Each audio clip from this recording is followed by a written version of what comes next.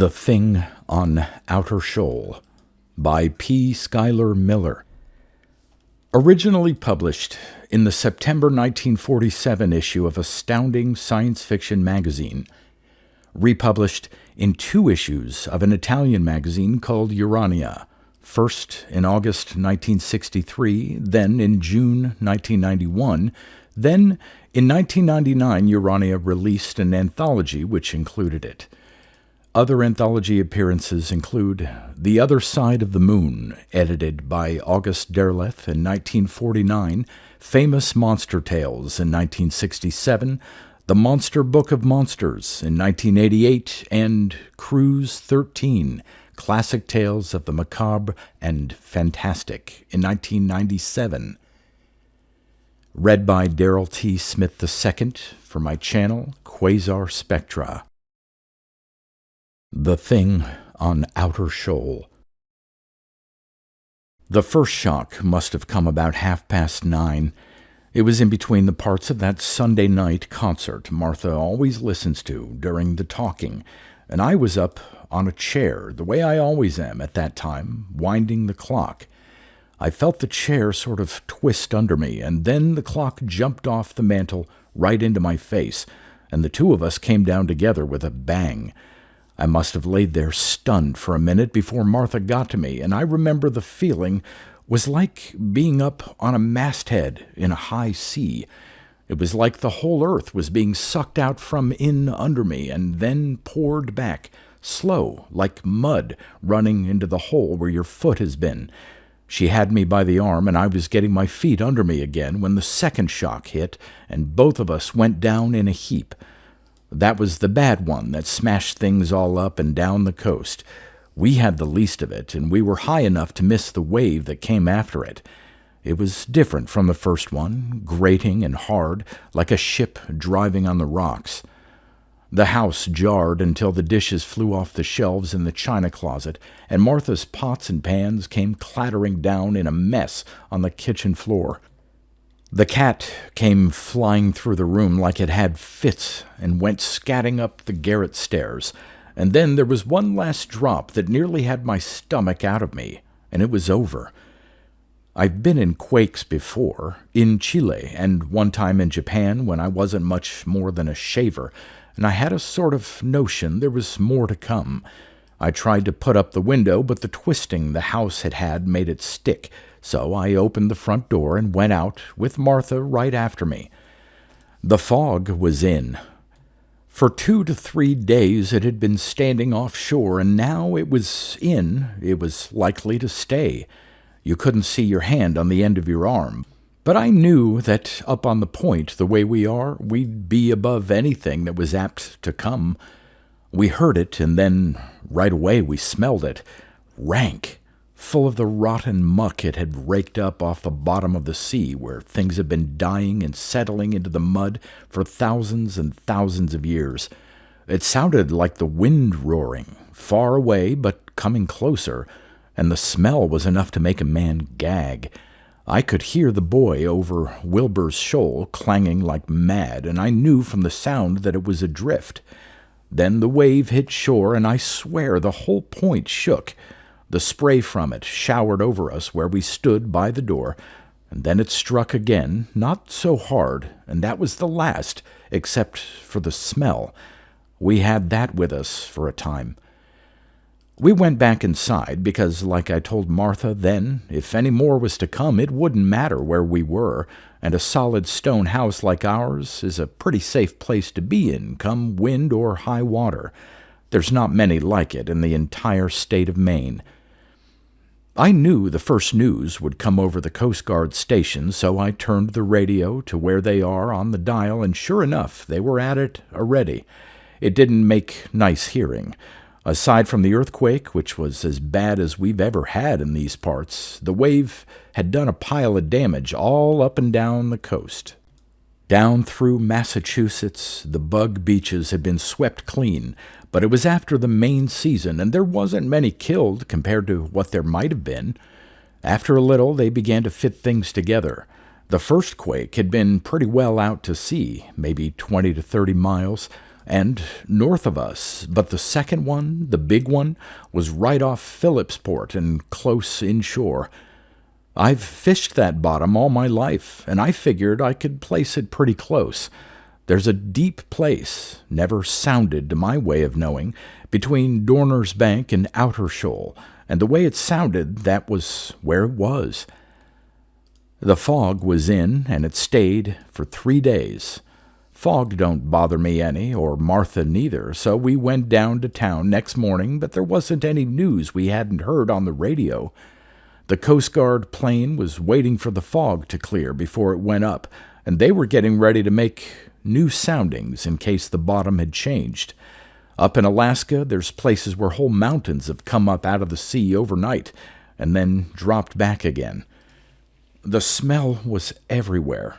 Rotten fish and rotten seaweed, worse than a keg of lobster bait. We got used to it before the fog lifted. Between 'em, the quake and the tidal wave had fetched up the ocean bottom for miles around, and it took a while to settle. Along Wednesday afternoon, you could begin to see a little.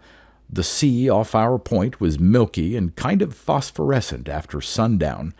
There was all sorts of stuff piled up along the rocks, pieces of sunk ships, buoys, weed, shells, dead fish, lobster pots, every kind of thing. There were lobsters there bigger than any that's been caught in the state of Maine since my grandfather Philip's time. There was halibut that would weigh up to 600 to 700 pounds, and every kind of fish that was ever in the sea. By Wednesday, the smell it made was enough to drive us out, and Martha made me go down with a fork and bury what I could of it.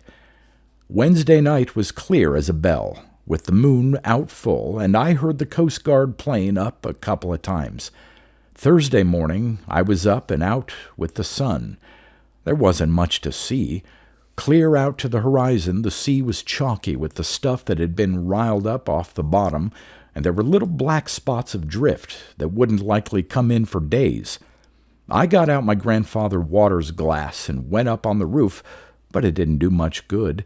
The boy was gone off Wilbur's Shoal, like I thought, and so were all the channel markers. I heard in town that one of them fetched up on the veranda of the old Butler place, a good 5 miles back from the harbor up the inlet. Out over Outer Shoal there was a kind of white cloud, and I watched it for a long time before I made out it was gulls, millions of 'em, swinging and swooping around over the shoal like they were following a school of mackerel. Then I heard the drone of a plane and picked it up, following the coast up from the south. It had Coast Guard markings, and pretty soon I heard our own plane sputter up off the water and swing over to meet it. They must have seen the gulls like I did, because they turned and circled out over the shoal. They were there a long time, swinging round and round like two big birds, and every now and then one of them would drop down to get a better look. But after a while they started back, and I called to Martha and got my hat and went down to town to see what they had found out. Well, sir, half the village was down to the Coast Guard station when I got there. The pilot from down the coast turned out to be a Phillipsport boy, Henry Andrews' boy, Jim, and when he saw me coming, he let out a holler.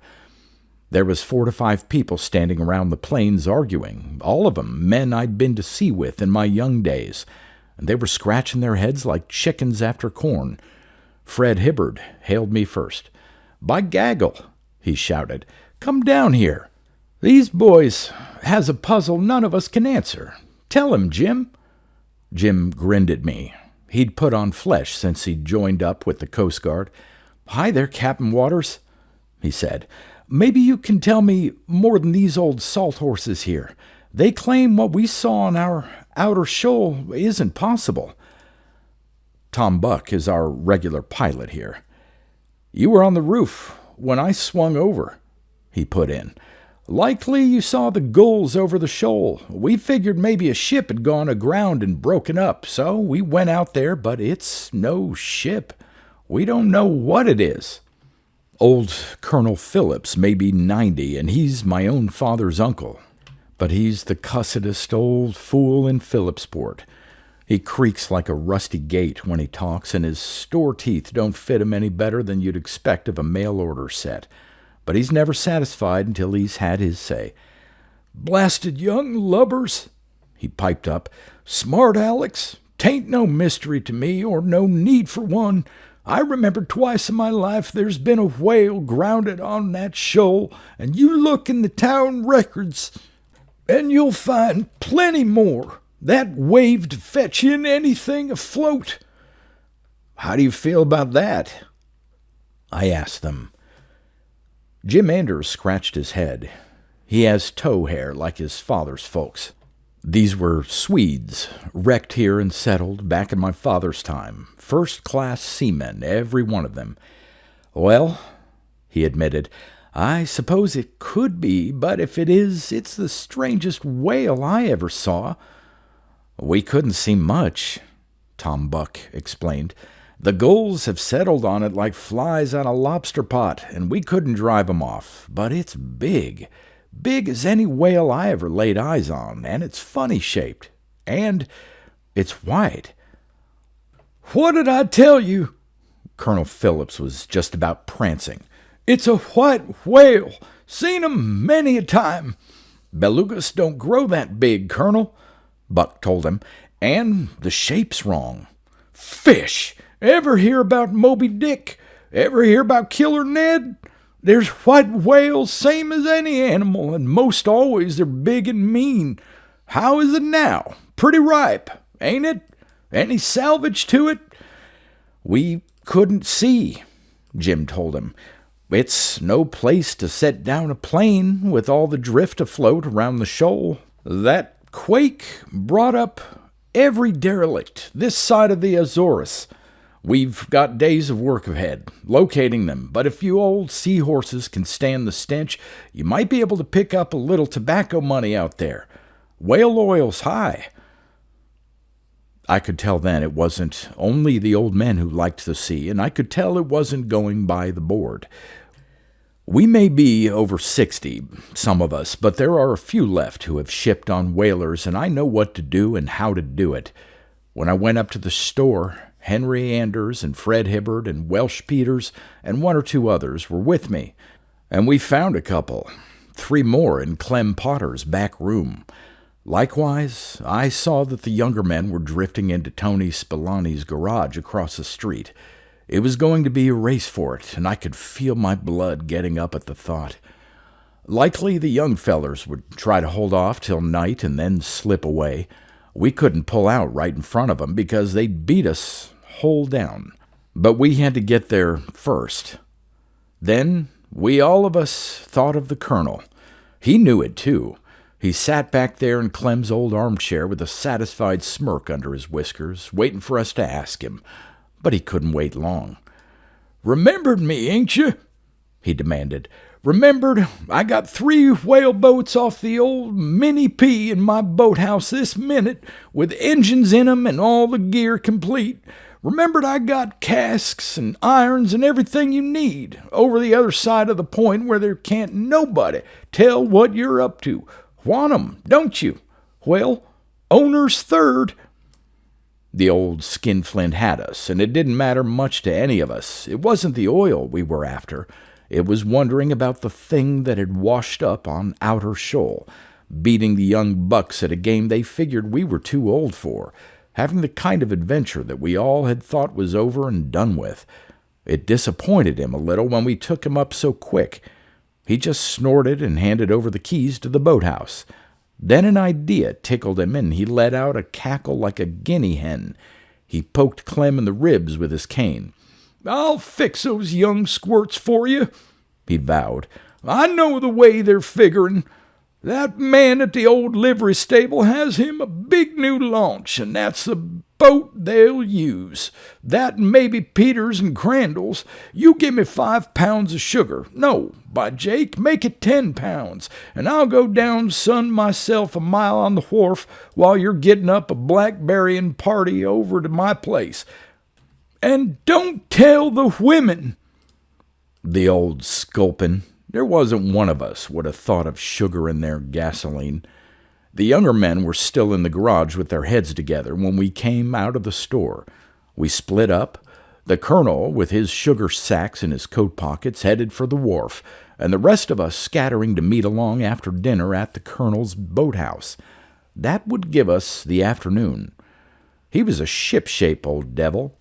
Those 3 boats were as good as the day he got 'em, and the engines were turned up fit to run a clock. Like as not, he had some feller from out of town come and do it, so he wouldn't let on he cared how they were.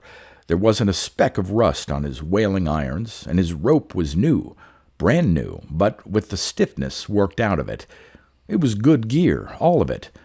My point hid us from town and would until we were a good 2 miles out. The colonel's sugar would have to take care of things after that. We manned 2 of the 3 boats. I was steersman in the first, and the colonel took the second. We could reach the whale, mark it, and maybe cut a little blubber before nightfall. It was all any of us wanted, except maybe the colonel. The young folks could have the rest with our blessing after they'd been put in their place. They'd started up a game of baseball by the time the colonel left town, just to keep our suspicions down. But they must have posted a watch, or else someone's wife blabbed. We weren't more than half a mile off the point when we heard the launch start up, and there they came, 3 boats of them, swinging across to cut us off. I could see the grin on Fred Hibbard's face as he monkeyed with our engine and made it cough and splutter like it wasn't going good. Let 'em be cocky while they could. They passed us, hootin' and hollerin' like wild Indians, and after a time we passed them, lying in the swell, tinkerin' with their engines. The 3 boats were strung out over a mile or so of sea, and some of the boys were turnin' a little green. By that time we could see the shoal. The smell of the thing and the cackle of the gulls reached us long before we sighted it. It was ripe, but it didn't smell like whale to me. It had that sea-bottom rankness that the quake had brought up, and I began to remember yarns I'd heard about sea serpents and the like of that. There must have been all the gulls in Maine over that reef. The sea was white with 'em, bobbing around in the oil slick that had spread from the thing on the shoal. They were stuffed too full to fly, but they covered the thing from the water's edge where it lay awash until it was one big stinking mountain of white feathers, 60 feet long if it was a yard. From the boats we couldn't tell much about how it looked, but it was queer. My boat was first, and we circled around it and came in from the seaward side, downwind. The gulls didn't rise until the boat was almost touching it, and when they did, I looked at the men and they looked at me. Their faces were funny colored, and I guess mine was too, because it was a man. The gulls had been at it for better than a day, but you could see it was a man. It was 60 feet from head to feet, more than 15 feet across the shoulders, and it was a man. There was a layer of thick white blubber on it under a gray kind of skin. Big blue gills flared out where its neck should have been, and as the boat bumped against it, a hand came floating up through the water beside me, wrinkled with the water and webbed all the way to the tips of the fingers. It was a man. A cloud had gone over the sun, and the wind was kind of cold on me. The smell of the thing choked me, and the screaming, wheeling birds overhead made my head swim. I reversed the engine and pulled us off a couple of lengths. The gulls had been at it. All along its barrel of a body they had torn big, jagged holes through its skin and blubber and raw red meat down to the white ribs. It lay on its face on the shoal, its back, where there was skin left, dull gray-white like a shark's belly. On its feet it would have looked kind of stubby, I guess, because it looked awful broad for its length, with big, powerful, long arms made for swimming, and long, thick legs with webbed feet. Its face was underwater, but it had no ears, unless the gulls had torn them off, and its head was round and covered with stringy hair, like a wad of dirty hemp. It was a giant man out of deep part of the sea, the part that no man of our kind ever sees or hears tell of, except in sailors' yarns. The earthquake had vomited it up out of the sea to die here on outer shoal. The marks of the deep were on it, in the way nature had made it to stand the pressure down there thousands of fathoms below, and in the great round scars that were on its back and sides. I knew those marks, and so did most of the others with me. We'd seen them often enough on whales. The kraken had left them, the giant white squid that lives down in the cold and the black of the sea bottom where only whales go, and things like this. Then I heard the colonel shout. He had climbed up on the dead thing's body and stood there between its gnarled shoulders looking down at us. Another figure bobbed up alongside him, Doc Higby, and the two of them stooped down to study the thing they were standing on. Then the colonel straightened up as if he'd had a kink in his back, and I heard him screech. We had pulled off into the deep water that goes down like the side of a mountain off outer shoal. We had all been watching the two on the thing's back, but now we turned to look. Out of the water, 100 feet away, rose a face. Long hanks of grizzled hair hung over it, and out between them stared two huge black goggling eyes. There was a smear of white flesh between them where it should have had a nose. Its mouth stretched halfway across its head right under those staring eyes, and it was filled with little sharp pegs of teeth. The gills began below, a purple frill of flesh, opening and closing as it breathed. As it rose higher, its mouth gaped open to suck in air, and I could see that it had no tongue. It found footing on the shelving edge of the shoal, a boat's length away, before I had sense enough to move. Then I grabbed for the gas lever, and we were hypering out of its way. But it didn't pay us any heed. The water was just under its armpits as it stood there with its webbed hands floating on the water in front of it. It climbed higher. It was the seaman's mate come after him out of the deeps. The two men on the carcass were scrambling down the other side into their boat. The colonel made it, but Higby slipped and splashed into the water. By now the woman thing was standing knee-deep in the sea beside her mate. I wondered how she could support that monstrous body out of water, but she had giant's muscles. Her great saucer eyes stared at the dead thing, and one webbed hand took it by the shoulder and turned it over. Then she saw the other boat. It had waited to pick up the doctor, and the men were struggling frantically over the engine with the little colonel hopping and cursing in the bow. She made a lunge toward it and stumbled over the carcass of her mate. The wash, as she smashed into the sea, nearly overset the boat, but they righted it, and suddenly we heard the engine start. It sputtered a moment and stopped. Henry Anders was harpooner on my father's whaler, and he was bowman in my boat now. He got to his feet, picking up the heavy blubber spade at his side as we came within range of the thing. It was never meant for throwing, but he hurled that iron like a lance. It struck the sea woman's shoulder and sliced deep into the thick flesh so that I could see the purplish blood running. She stopped, shoulder deep, and turned to face us. Then, close by the colonel's boat and almost within reach of her groping hand, the sea went suddenly white and smooth.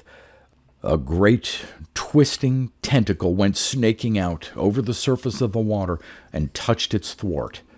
Like a flash, it clamped over the bow, inches from the colonel. A second followed it, and then the monster's body rose slowly out of the waves, two evil black pools of ink for eyes, a great white parrot beak, and surrounding them a nest of corpse-white tentacles. The kraken! It gave off a sickly kind of scent, and the sea woman smelled it. She seemed to hunch down into the sea. They stared at each other for the space of a minute, and I saw its huge arm uncoiling from around the boat as it watched her. It was wary, but there was no fear in it, or her. Then, like lightning, she pounced. Like coiling ropes, its tentacles twined round her body, biting deep in the blubber. Her strength was terrible.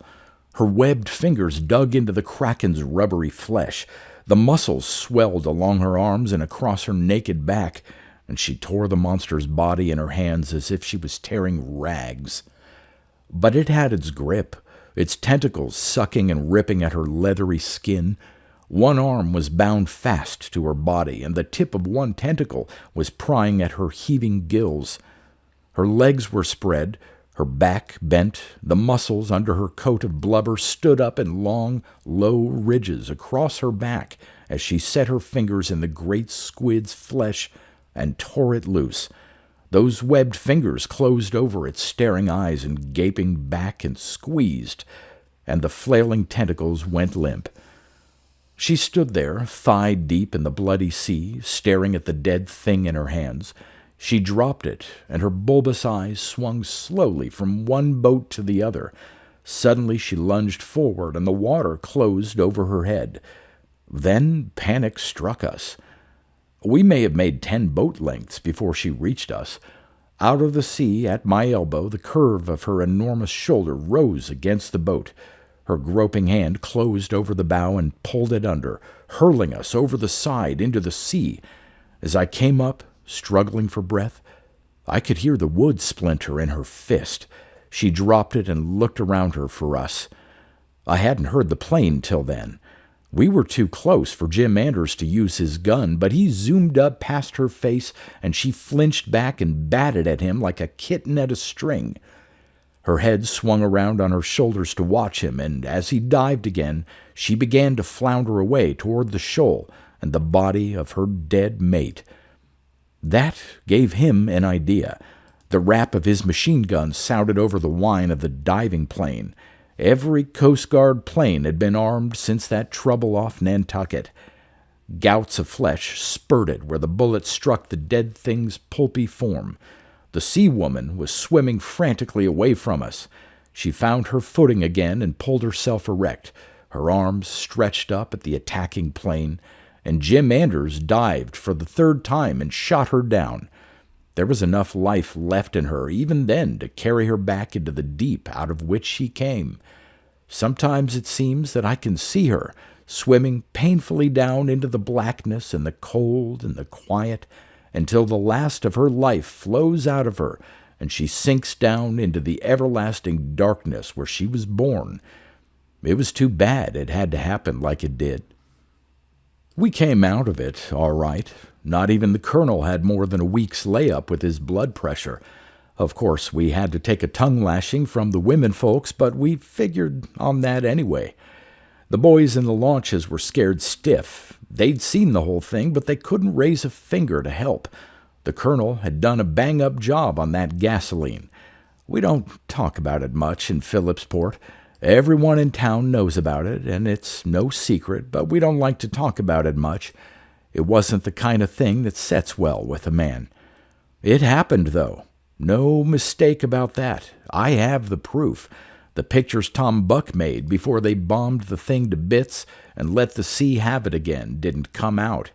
The gulls were back, and you can't see much but the shape of it. Far as I know, I have the only other proof there is. I got that from Doc Higby the winter before he died. Doc had had time, when he and the colonel landed on the thing, to slice off a chunk of skin and blubber and a mite of the flesh underneath. He kept them by him, even in the water, and stowed them away in alcohol when he got back. The piece of skin he got shows one of the great round scars at the kraken left. Maybe they feed on each other, down there miles under the sea where nothing but whales ever get to. Doc said it was human skin. He said the blood in it is human blood, only just about as salty as seawater is today. He showed me a book where it tries to figure out when our first ancestors crawled out of the sea, millions of years back, by measuring the amount of salt in our blood and figuring the amount of salt there was in the sea then. He said they were supposed to match, otherwise things couldn't keep alive. Suppose some of those things that turned into men stayed in the sea when our ancestors came out on land, Doc said. Suppose they went right on living in the sea, changing in the same way the things on land did, growing big enough and strong enough to stand the pressure and the cold down there. They might change into things like the ones we saw, Doc said. There couldn't be many of them, he thought. There wouldn't be enough to eat, except for squids and whales and dead things that sank down from above. There was a reporter from Boston a year or two back, got wind of the story some way and tried to pump it out of us. He spent near a week here, I guess, talking to this one and that one. The way he had it, it was a sea serpent that was washed up on the shoal. Well, sir, after a while it got around to the colonel, and I never did hear the like of the yarn he told that man. It was too good. I guess the feller figured it was all lies, which it mostly was, and judged the rumor was the same. Anyway, we've never been bothered about it since. Until now.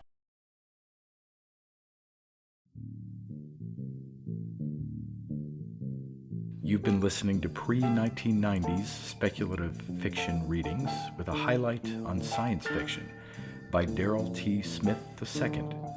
Please consider clicking the donation link in the description box.